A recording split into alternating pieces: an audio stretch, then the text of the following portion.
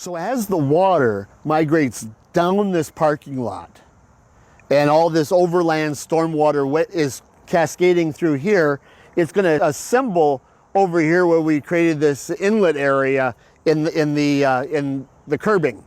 And so because of that, they've installed this very large catch basin drain to capture this stormwater. And it moves in a couple different manners. We've got a drain that comes off this way to a catch basin that's upstream.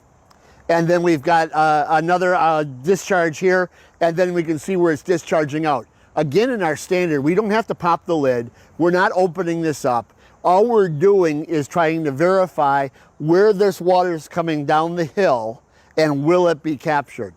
The other thing to look at, there's a couple of different types of catch basins that we have. This one is in a parking spot, so it must be strong enough to support the weight of a vehicle conceptually.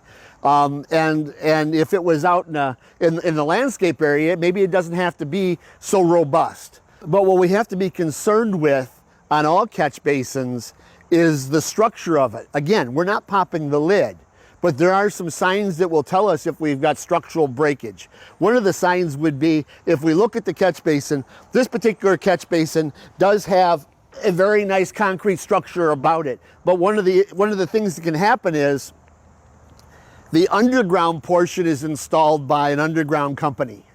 And then a lot of times the very top is set by the company that does the parking lot. And so when the underground company leaves the drain, they leave it low with the idea it can be adjusted for the perfect height of the end of the asphalt, because they don't know a month or two in advance where the asphalt or the concrete or whatever the surface of this parking lot's going to be.